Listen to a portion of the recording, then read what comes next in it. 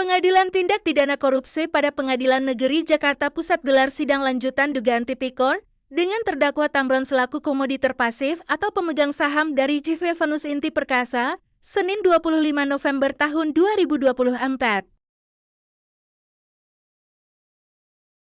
Kuasa hukum Tamron, Sugihartono, SH, MH, mengatakan berita acara pemeriksaan itu, sinya, harus diklarifikasi oleh auditor.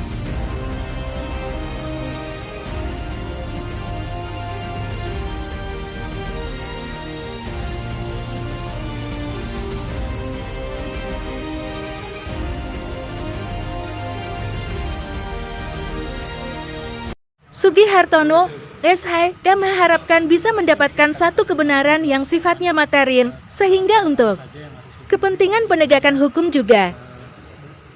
Dia nggak ngomong di PKP, cuma salah satu peserta tadi Asosiasi Auditor Internal Pemerintah itu salah satunya adalah dia harus ada klarifikasi terhadap hal-hal yang diperiksa. Jadi kalau misalnya pemeriksaan itu berdasarkan oleh berita acara pemeriksaan saksi, itu maka berita acara pemeriksaan itu isinya itu harus diklarifikasi oleh auditor. Jadi nggak bisa begitu saja diambil alih kemudian menjadi hasil dari auditnya tadi.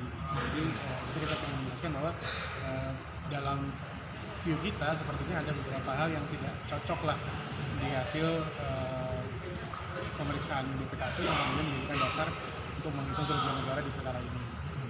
Jadi yang kita coba hadirkan adalah kita coba menjelaskan bahwa ada beberapa standar-standar pemeriksaan audit yang tidak dipenuhi oleh BPKP dalam melakukan pemeriksaan, sehingga hasilnya akhirnya tadi menimbulkan si hasil audit tadi. Itu sih kalau untuk yang Pak sebelumnya. Ini 3 ahlinya dari kuasa hukum? Iya, kalau tadi ahli yang kita periksa tadi Prof. Romli tadi menjelaskan mengenai Undang-Undang Tipikor, karena beliau juga salah satu perumusnya undang-undang tersebut. Kemudian Prof. Jamin Ginting juga menjelaskan hal yang sama, itu menjelaskan tentang titik Undang-Undang Tipikornya lah. Jadi yang kita stressing adalah titik singgung tadi Undang-Undang Tipikor dengan undang-undang lain. Dalam artian di Undang-Undang Tipikor sendiri di pasal 14 sudah diatur apa yang bisa diperiksa berdasarkan Undang-Undang Tipikor, karena tidak semua bisa diperiksa berdasarkan Undang-Undang Tipikor.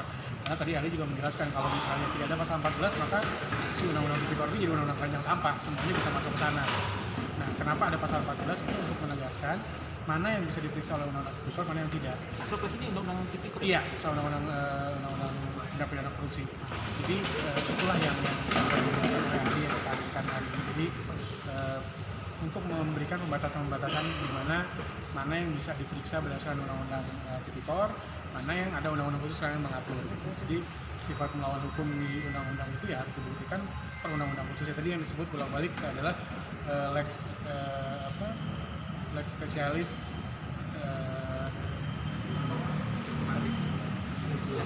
bukan.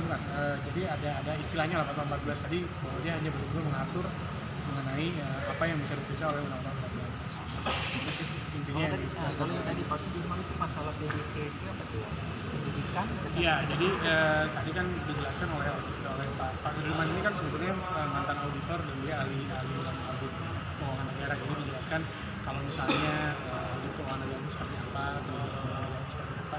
Tapi secara singkatnya adalah sebetulnya untuk melakukan pemeriksaan keuangan negara itu kan ada beberapa syarat-syarat yang diatur tadi disebutkan standar akuntansi internal, pemeriksaan internal untuk Indonesia. Jadi ada standar-standar itu, dan kami melihat sepertinya ada standar-standar yang tidak diikuti oleh lembaga pemeriksa dalam hal ini BPKP dalam menghasilkan LHP yang akhirnya dipakai untuk membuktikan kerugian negara di agenda selanjutnya apa sih?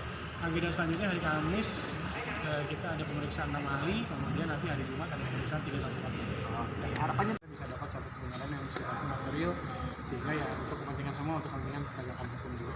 betul Bang. Oke.